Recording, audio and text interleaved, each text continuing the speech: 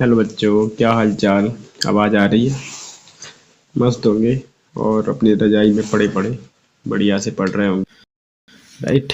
और मैं अभी रिकॉर्ड कर रहा हूँ क्लास 10th का चैप्टर 5 को इंग्लिश को ट्रांसलेशन कराने जा रहा हूँ एंड इसकी मीनिंग्स और उसकी जो ग्रामर उसमें कैसे फिल हो रही है बताने का प्रयास करूँगा। और मैं इंग्लिश का टीचर नहीं हूँ, बट बच्चों की रिक्वायरमेंट के हिसाब से मैं उनकी जो ज़रूरतों को आवश्यकता के अनुसार पूरा करने का प्रयास कर रहा हूँ।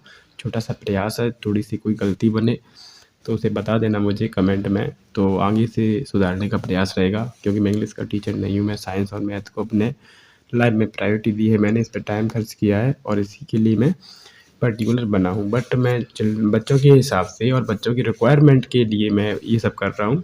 तो अगर ऐसा कुछ बन जाता है तो उसे आप कमेंट में बता देना मुझे, राइट।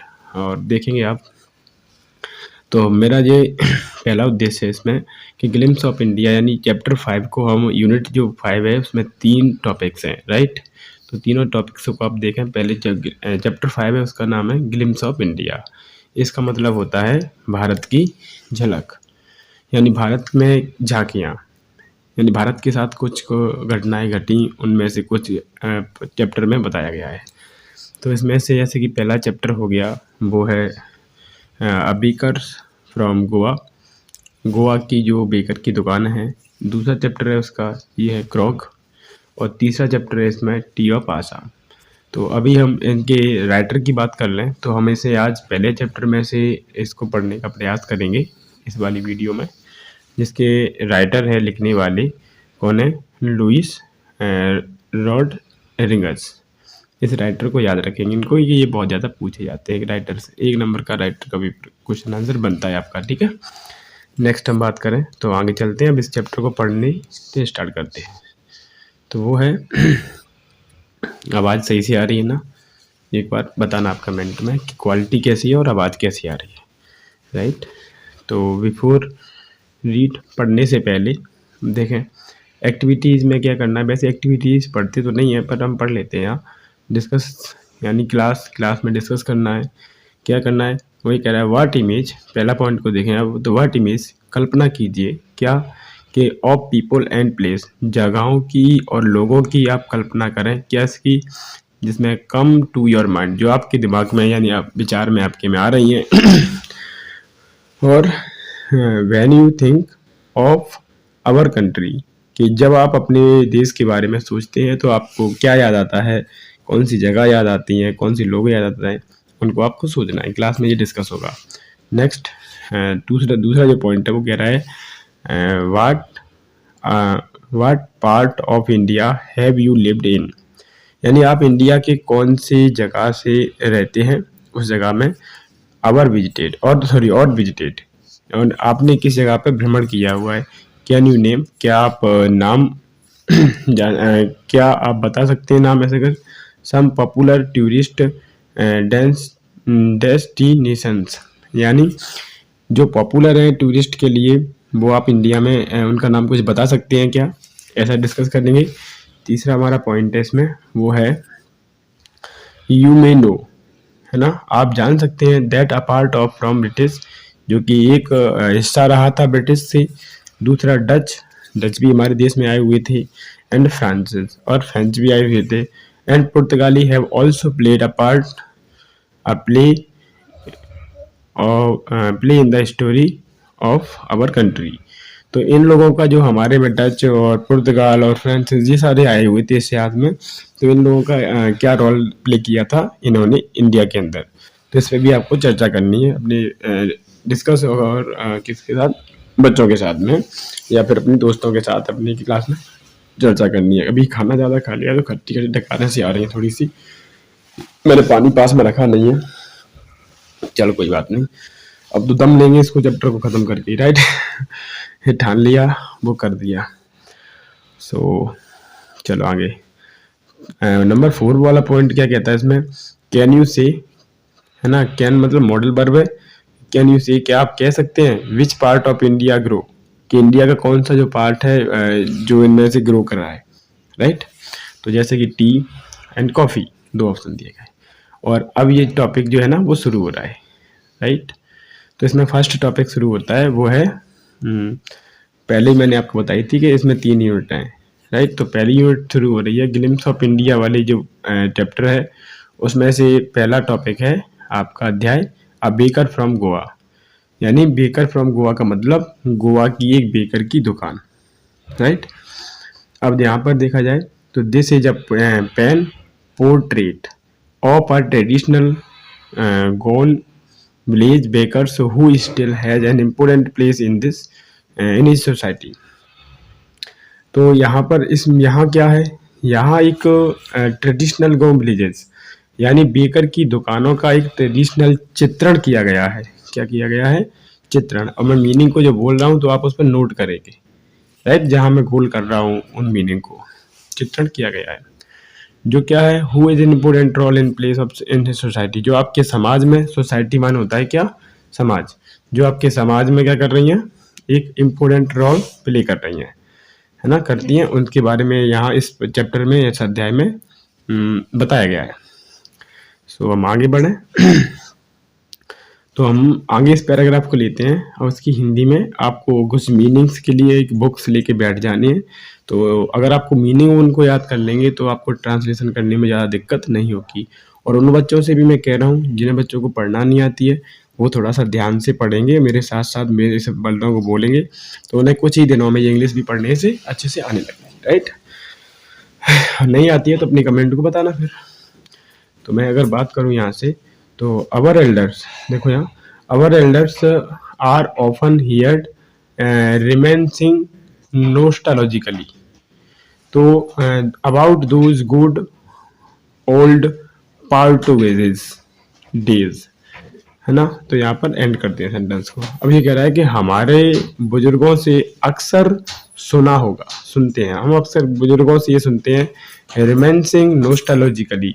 रिमेंसिंग नोस्टालॉजिकली का मीन्स यहाँ दे रहा है thinking fondly of the past, है ना, यानी अतीत को बड़ी प्रसन्नता से बताना, बड़ी चाव से बताना, इसे होता है नोस्टालॉजिकली, मतलब, है ना। तो उसके बारे में आपने बुजुर्गों से बहुत ज़्यादा सुना होगा, वो अतीत को बड़े इंटरेस्ट से बताते हैं, राइट। तो अबाउट दूज ओल्ड और वो कहते हैं पुर्तगालियों के बारे में हमारे बुजुर्गों से आपने बहुत अच्छे से सुना होगा, इसका सेंस निकलता है, मीन्स, राइट। दूसरा है यहाँ पुर्तगालिस, ये इंग्लिश में जैसे पुर्तगाल ऐसे बोल देते ना, तो इंग्लिश की मीन्स है, पुर्तगाली हम इसे बार बार रिप्रेजेंट करेंगे, राइट। यहाँ तो अगर हम दोबारा देखें तो फिर अगली तीसरी लाइन पे लिखा हुआ है and their famous loaves of bread. तो ये पुर्तगाल थे, है ना, देयर फेमस, तो देयर यानी वो किस लिए फेमस थे, लव्स ऑफ ब्रेड, यानी ब्रेड को जानने के लिए, ब्रेड को प्यार करने के लिए वो फेमस थे, राइट। दीज अब कह रहा है those eaters of loaves might have vanished, vanished, है ना। तो वनिष्ठ का मतलब होता है समाप्त होना, इस मीनिंग को लिखें, वनिष्ठ का मीनिंग समाप्त होना। तो ये कह रहा है वो खाने वाले तो भले ही समाप्त हो गए हों या फिर हो सकते हैं, माइट का प्रयोग करते हैं हम संभावना के लिए, और हैव लगाई है पास्ट के टेंस को बताने के लिए कि जो पास्ट में हुआ था वो समाप्त हुआ है काम। तो माइट का प्रयोग संभावना के लिए होता है, कम संभावना के लिए, और ये समाप्ति पास्ट में लगाए जाते हैं। तो माइट हैव का प्रयोग संभावना में व्यक्त कर रहा है, मॉडल बन रही है, राइट। तो भले ही खाने वाले, इनको प्यार करने वाले जो थे, खाने से इनको प्यार करते थे, वो भले ही समाप्त हो गए हों, लेकिन बट का प्रयोग कंजक्शन है ये, तो बट का प्रयोग दो सेंटेंसों को जोड़ रहा है, इसलिए बट लगा यहाँ पर, right. The makers are still there, लेकिन क्या कह रहा है, लेकिन बनाने वाले आर अभी है, बनाने वाले हैं, स्टिल देयर अभी भी है वहां। खाने वाले जो है भले ही चले गए हों, लेकिन बनाने वाले क्या है, अभी भी वहां है, राइट। आगे देखें हम, तो फिर कह रहा है बी स्टिल, है ना, we still have amongst us the mixers, लेकिन ये फिर आगे कह रहा है कि हम भी, स्टिल का मतलब होता है ठहराव होना, है ना, तो हम भी इसी मिक्सर में, यानी अस का मतलब हम के साथ अस लगा हुआ है, तो बी के साथ अस आता है, तो हम भी अभी क्या करें, इसमें अमोंगस्ट मतलब बीच में, तो हम भी अभी इस बीच में ठहरे हुए हैं, है ना। हुए हैं क्यों कह रहा हूँ, क्योंकि पास्ट में हैव लगा दिया इसने, राइट। और अगली बात करें हम यहाँ से, ये थोड़ा सा कचरा हो रहा है, पेन को मैं चेंज कर लूँ, ये लो, तो मैं अगर पेन चेंज करूँ तो हाँ, तो आगे हम बात करें तो अब हम आते हैं सर, राइट, कहाँ थे, यहाँ। तो मैं सर द मॉड्यूलर्स, ये वाला, the modulars and those who bake the loaves, यानी जो मॉड्यूलर्स हैं वो भी इन्हें क्या करते हैं, सेकने से प्यार जो करते हैं, पकाने से उन्हें प्यार करते हैं। बेक्स का मतलब होता है सेकना या पकाना, लव्स मतलब प्यार करना, जो अभी भी प्यार में प्यार करते हैं। तो दोज एज ओल्ड, यानी वो जो दिन थे, यानी वे, दोज मतलब होता है ये दीज, दोज और दैट, दिस मैंने आपको प्रयोग में समझाया होगा। दोज का मतलब वे सभी की बात कर रहे हैं, वे। तो एज ओल्ड जो पुराने हैं यानी बुजुर्ग हैं, उनके टाइम टेस्टेड फर्नेंसेस, ये क्या है, फर्नेंस स्टिल एग्जिट, सॉरी। तो टाइम टेस्टेड, इन टेस्टेड का मतलब जो भी भट्टियां थी, यहाँ फर्नेंसेस का मतलब होता है भट्टियां, स्टिल एग्जिट, उनकी जो स्टिल था यानी भट्टियों की जो टेस्टेज है, परीक्षण की जो आग है, वो भले ही बुझ गई हो। The fire in the finance light did not been exited, यानी जो भट्टियों की जो आग थी वो भले ही क्या गई हो, भट्टियां, सॉरी ये ऐसे कह रहा है पहले, तो दूज हुज ओल्ड, यानी जो पुराने समय की बात करें तो बुजुर्ग कहते हैं कि टाइम टेस्टेड फर्नेस स्टिल है, जो भट्टियां हैं भले ही मौजूद हैं, टेस्टेड है, परीक्षण भट्टी हैं जो आग की क्या है, वो भले स्टिल एग्जिट, ठहरी हुई है, ऐसे करके। The fire in the furnaces has not yet been extinguished, तो ये कहता है एक्सटाइंग्स्ड का मतलब होता है क्या कहते हैं, बुझ जाना, आग का बुझ जाना या किसी चीज का बंद हो जाना। तो ये कह रहा है भट्टियां, लेकिन भट्टियों की जो आग है वो अभी तक क्या हो गई है, बंद हो चुकी है ना, हैज नॉट येट, तो अब उनमें आग नहीं बची है, ऐसे कह रहा है ना, हैज नॉट येट बीन है। तो आगे third, the third and jingle of, ये बढ़े, तो ये कह रहा है the third of jingle of traditional bakers bamboo, तो जिंगल का मतलब जो झंझनाहट की जो आवाज होती है बेम्बोस की, जो उनको बोलते हैं जिंगल्स, जिंग जिंग करके जो आवाज आती है उसको। तो ट्रेडिशनल बेकर्स बम्बो, जो ट्रेडिशनल बेकर है वो क्या करता है, अपने बम्बो के साथ में एक आवाज को लिए रहता है। तो heralding his arrival in the morning can still be heard in some place, तो यहाँ मे बी आगे यही देखते हैं यहाँ तक, राइट। तो यहाँ देखें तो ये कह रहा है हियरल्डिंग, हियरल्डिंग का मतलब ये बता रहा है अनाउंसिंग, अनाउंसिंग का मतलब होता है अनाउंस करना या किसी को भी चीज़ का प्रसारण करना, बोलना वगैरह होता है। तो अनाउंसिंग यानी अनाउंस किसे कर रहा है, यानी वो जो मॉर्निंग में आकर के जो अनाउंस करता है अपना, जो बेचने आता है बेकर्स को ब्रेड रोटी को, तो वो सुबह सुबह आकर के जो अनाउंस करता है उसकी बात कर रहे हैं। तो अनाउंस करता है कैन स्टिल बी हियर्ड, आपने कहीं सुना होगा, क्या आप कैन बी हियर्ड यानी आप कहीं सुन सकते हैं इसको। तो इन सम प्लेस, आपने कुछ जगहों में इसे सुन सकते हैं क्या।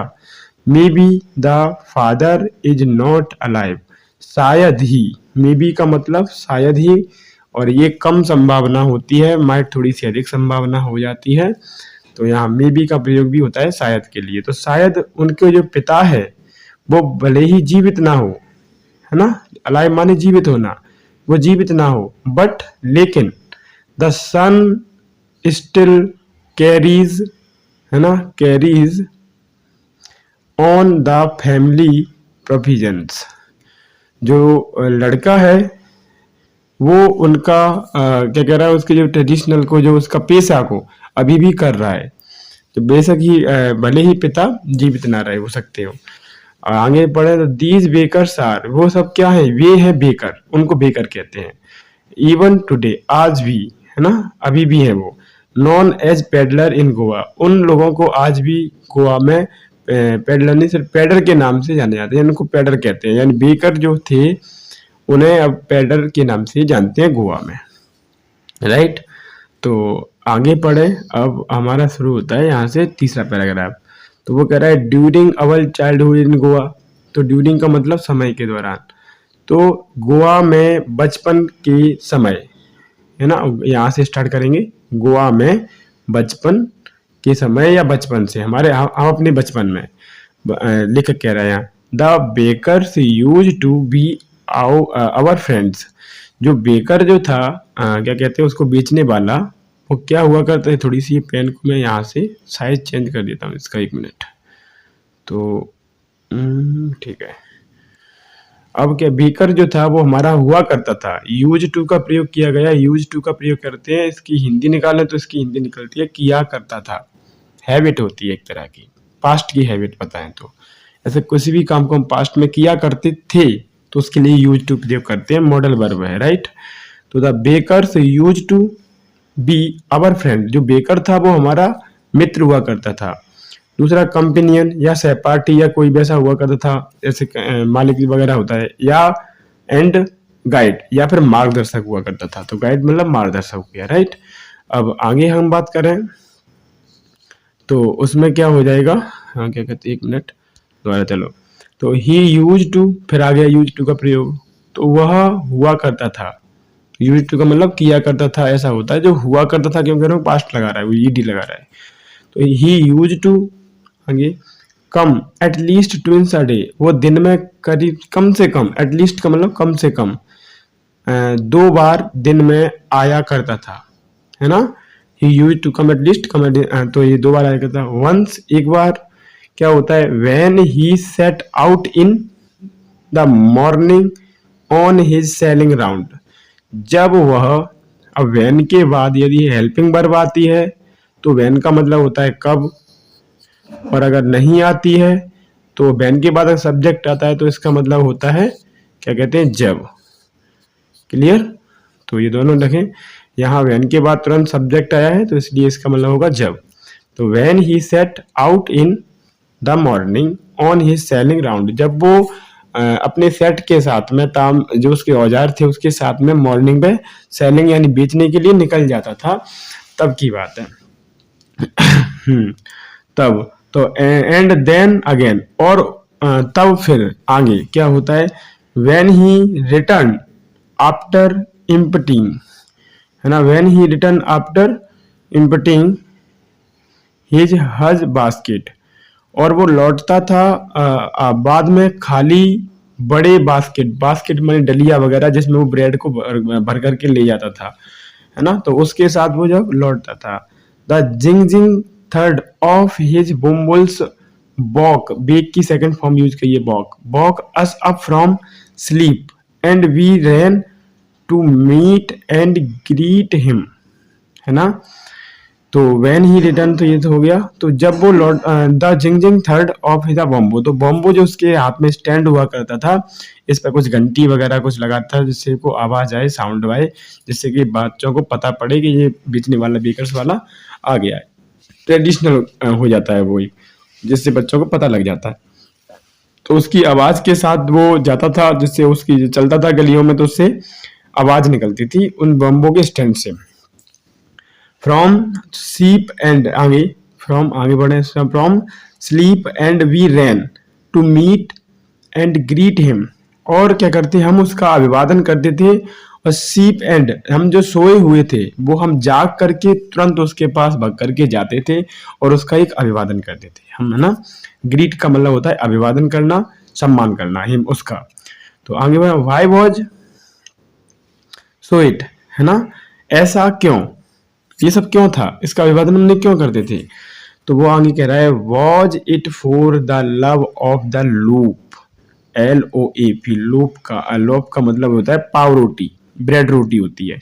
तो यहाँ ये भी पूछेगा कि बेकर्स जो बेचता है पाव रोटी को, उसका सिनोनिम्स वगैरह क्या होगा, तो लूप होगा, राइट।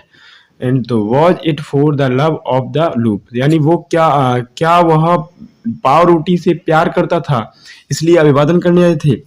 तो आगे कह रहे not at all, not at all, तो इसका मतलब होता है बिल्कुल नहीं। क्या मतलब होता है नॉट एट ऑल का, बिल्कुल भी नहीं। तो the loaves were bought by सम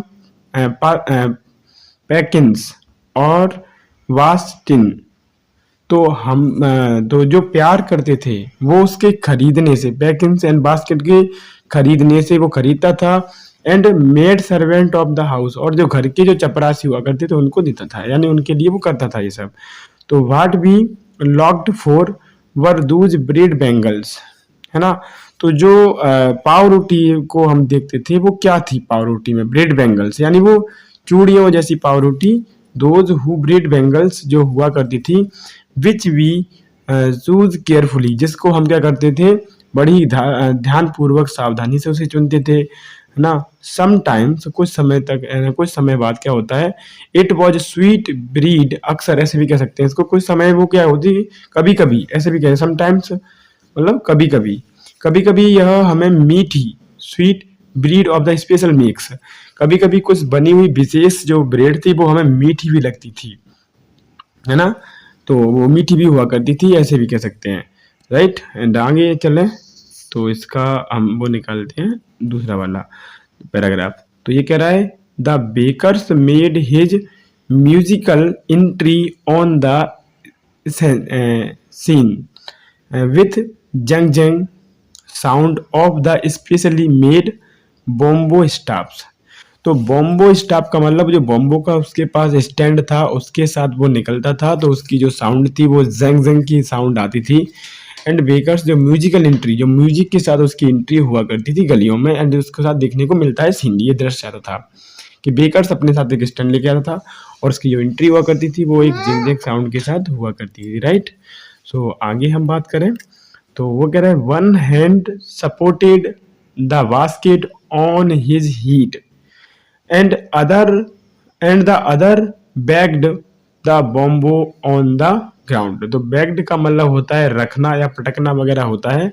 तो कह रहा है कि वन हैंड, एक हाथ से वो सपोर्ट करता था बास्केट के स्टैंड को, और उसी बास्केट के स्टैंड के हाथ के सपोर्ट के जरिए से वो जो डलिया थी उसके पास, उसको वो अपने हीट ऑन द, यहाँ पर ऑन का प्रयोग हो रहा है, ये प्रपोजिशन है। ऑन कब होता है प्रयोग, जब कोई सरफेस पे टच हो, यानी अपने ऊपर सिर पे वो डलिया रखेगा वो टच होगी, इसलिए ऑन का प्रयोग हो रहा है प्रपोजिशन का, राइट। तो ऑन हिज हीड यानी उसमें वो अपने सिर पर रखता था, एंड द अदर बैग्ड, और दूसरे हाथ से वो जो बॉम्बो का स्टैंड था उससे वो सहारा लगाता था। जैसे हम किसी चीज को, जैसे अपने यहाँ गांव में देखा होगा आपने, तो पत्थर का कोई औजार होता है, नाल जिसे कहते हैं, उसको उठाने के लिए हम लाठी का प्रयोग करते हैं। तो ऐसे ही वो अपनी डलिया को उठाने के लिए उसको प्रयोग करता था, एंड एक हाथ से उसे बेंगल्स की जो डलिया हुआ करती थी उसको सर पर पकड़ लेता था, एंड दूसरे हाथ से वो स्टैंड को पकड़ के चलता था, राइट। सो इतना होने के बाद अब आगे आते हैं, ही वुड ग्रीट, है ना, वह अभिवादन किया, उसने अभिवादन, वुड का प्रयोग हो रहा है, बिल की जगह पर वुड का प्रयोग, मॉडल वर्ब हो रही है यूज। तो यहाँ पर हम कहेंगे ही वुड ग्रीट, उसने अभिवादन किया, किसका, the lady of the house with, अपनी घर की लेडी से उसने अभिवादन किया, गुड मॉर्निंग बोला, है ना। एंड देन, और तब, place his basket on the vertical bamboo. तो वर्टिकल बॉम्बो की बास्केट को लेकर के वो क्या करता था, जगहों पर निकलता था, यानी बास्केट के साथ निकलता था। तो बी किड्स, हम बच्चे, would be pushed aside with a mild रुबास्क।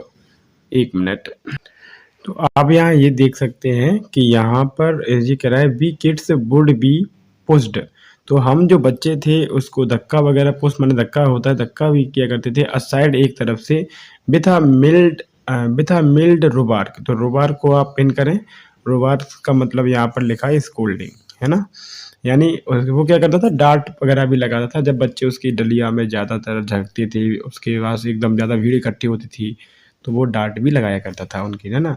And the loves would be delivered, और हम जो और वो प्यार भी करता था अपनी ज़्यादा बेचने को, डिलीवर्ड करने को भी उसे लव्स था, कि जैसे सेलिंग ज़्यादा हो जाती है, डिलीवर जल्दी हो जाता है तो पार्सल, तो उसको भी लव्स होता था, उसके भी ऐसे अच्छा लगता था, लाइक लोप्स, यानी सॉरी बाव रोटी को डिलीवर करना था। तो जब हम जो सॉरी लोप्स लिखा है, मैं लफ्स से पढ़ रहा हूँ एकदम, सॉरी, वेरी वेरी सॉरी। लोप्स का मतलब पावरोटियों को जब वो डिलीवर हुआ करता था, तो तब हम उसे धक्का मुक्की किया करते थे, तो वो हमें डांट भी देता था, राइट। रुबार्क का यूज किया गया, मिट, राइट, टू द सर्वेंट, है ना, और वो servant delivered to the servant, तो सर्वेंट के पास में डिलीवर्ड करने के बाद वो निकलता था। बट बी, लेकिन we would not give up, लेकिन हम कहाँ हारने वाले थे, बच्चे कह रहे हैं कि हम, यहाँ पर बच्चा कह रहा है जो, बट लेकिन we would not give up, यहाँ नेवर गिव अप आता है, तो नेवर गिव अप मीन्स होता है कभी हार मत मानो, ये क्या कहते हैं, वो बोले जाते हैं, क्या बोलते हैं, मुहावरे से ऐसे होता है कि ये मत करो ऐसे करके होता है। तो ऐसे ये we would not give up, हम भी कहाँ हारने वाले थे, राइट। इसका तो we should, no sorry, we would climb a bench, we would climb a bench और द पैरेप्स एंड पीप। तो पैरेप्स होता है, ये रेलिंग वगैरह लगी होती हैं, बेंच मतलब होता है ना, बेंचों पर, और हम जो रेलिंग पर उसमें से चढ़ कर के उसे झांकते थे, उसकी डलिया में क्या है, ऐसे करके। पीप का मतलब होता है झांकना। तो इनटू द बास्केट, उसकी बास्केट में झांकते थे, है ना, झांकना, पीप, बास्केट जानते हैं, इनटू माने उसकी अंदर, किसी चीज के अंदर। तो इनटू भी क्या है, एक तरह का क्या कहते हैं इसको, मैंने ऑन और इस प्रपोजिशन में पढ़ाया है, राइट। इनटू माने अंदर होता है, उसकी डलिया में हम झांकते थे, फिर भी हम हार नहीं मानने वाले थे, इतना हो गया था। और आगे देखें तो सम हाउ, कैसे भी करके हम ये सब काम करते थे, राइट। आगे पढ़े तो सम हाउ के बाद आई कैन स्टिल रिकॉल, है ना, I can still recall the typical fragrance. मैं कह सकता हूँ ऐसे ऐसे, मैं रिकॉल यानी जब उसे, वो स्टिल का मतलब होता है ठहराव। तो आई कैन स्टिल रिकॉल यानी वो हमें जब दोबारा से बुलाता था या कहता था, तो हमें जो खींच के, रिकॉल का मतलब हमें कौन बार बार बुलाती थी, उसके पास कौन आकर्षित, कॉल का मतलब क्या होता है, बुलाना। रिकॉल का मतलब आकर्षित करना, अट्रैक्ट करना। तो अट्रैक्ट क्या कौन करती थी रिकॉल दोबारा से बुलाने के लिए, टाइपिकल फ्रेगनेंस, उसकी जो बहुत अच्छी सी खुशबू, है ना। फ्रेगनेंस का मतलब खुशबू होती है, क्या होती है, खुशबू, है ना। ऑफ दीज लोब्स, जो उन पाव रोटी की जो खुशबू थी वो हमें अट्रैक्ट करती थी या बुलाती थी, अच्छी लगती थी, ऐसे भी कह सकते हैं आप। रिकॉल मतलब बार बार हमें बुलाती थी, ऐसे भी कह सकते हैं आप, ठीक है। तो आगे फिर देखें तो loaves for the elders and the bangles, हाँ देखें, राइट। तो loaves for the elders and the bangles for the children, है ना। तो loaves for the elders and the bangles for the children. तो बच्चे और बूढ़े, ये कह रहा है बुजुर्गों के लिए पाव रोटी एंड बच्चों के लिए चूड़ियाँ। व्हाट्स, ये क्या है, then we did not even, we did not, एक मिनट, तो then we did not even care to brush our teeth. तो ये कह रहा है तब हमने, है ना, तब हमने यह भी नहीं किया था, क्या, केयर टू ब्रश, अपने दांतों की चिंता हम क्यों करें, ये ऐसा कह रहा है, क्यों करें, अवर टीथ, है ना, टू वॉश, साफ करने की, अवर माउथ, अपने मुंह को साफ करने की, प्रॉपरली अपने मुंह को साफ करने की हम ये सब क्यों करें, है ना, केयर क्यों करें। तो एंड वाई शुड बी, और ये सब क्यों जरूरी है, ये क्यों करना चाहिए हमें, क्यों, who would take the trouble of plucking the mango leaf, है ना। एक मिनट, एक मिनट, एक मिनट यार, ये क्या हो गया, एक मिनट, अरे वो हट गया था, पता नहीं यार कैसे चला गया, है ना। तो द टाइगर्स नेवर पुश्ड, हाँ। तो वो ये कह रहा है कि हम जो मैंगो की जो पत्तियां हैं, एक मिनट, मैंगो की जो पत्तियां हैं, उन प्लकिंग ट्रूबल यानी उनको भी हम क्यों तोड़ें, है ना। जो आम की जो दातुन वगैरह होती है उसे भी मुंह साफ करने के लिए क्यों तोड़ें, क्योंकि आगे कुछ कह रहा है वो, and why it necessary at all, और ये सब क्यों आवश्यक है। नेसेसरी का मतलब होता है जरूरी, आवश्यक, एट ऑल, और ये सभी क्यों आवश्यक था, क्योंकि आगे कह रहा है द टाइगर नेवर ब्रश्ड, ये कह रहा है, यहाँ पर लेखक कहता है कि कभी भी जो टाइगर है उसने कभी ब्रश नहीं किया, है ना, हिज टीथ, अपने दांतों पर। हॉट टी कुड वॉश, है ना, हॉट टी, गर्म चाय कर सकती थी, and clean up everything so nicely after all, गर्म चाय जो है ना वो सब कुछ आपके मुंह को अच्छी तरीके से साफ कर सकती थी। अब यहाँ पर ये जो पूरा अर्थ है इस पैराग्राफ का हो जाता है, सेकंड पैराग्राफ की हम पढ़ेंगे, तो इससे पहले कुछ ओरल क्वेश्चन आंसर है। अब इनके जवाब हम कैसे लिखेंगे, इसको हम अलग से टॉपिक तैयार करेंगे, मैं क्वेश्चन आंसर पढ़ के बता रहा हूँ। What are the elders in Goa nostalgically about.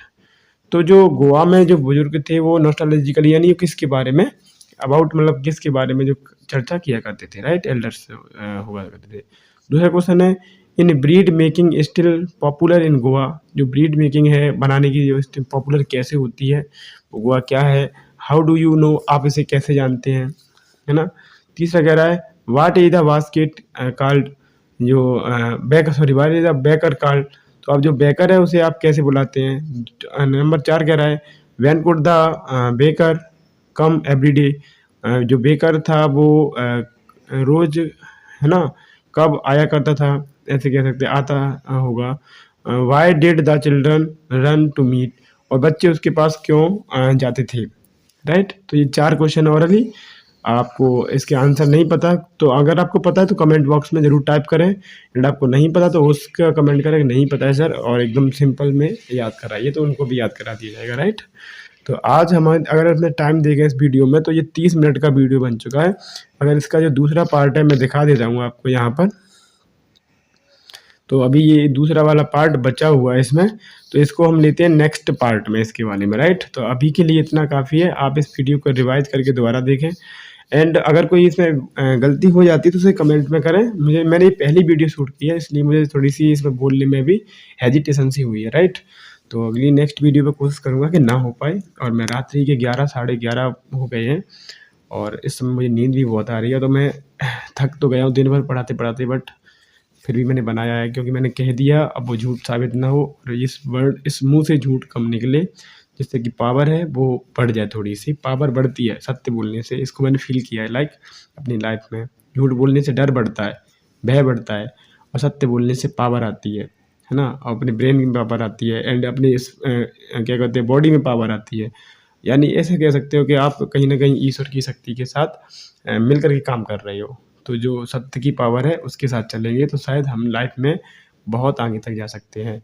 तो झूठ कहने से अच्छा है कि बोले ही नहीं, चुपचाप रह जाए, राइट। तो आज मिलते हैं, आज के लिए good night and take care आप सभी को। और आप बताना बच्चों किस तरह की वीडियो रही और कैसी लगी वीडियो, और आज के लिए बस इतना काफ़ी है। चलते हैं, bye bye, take care, good night.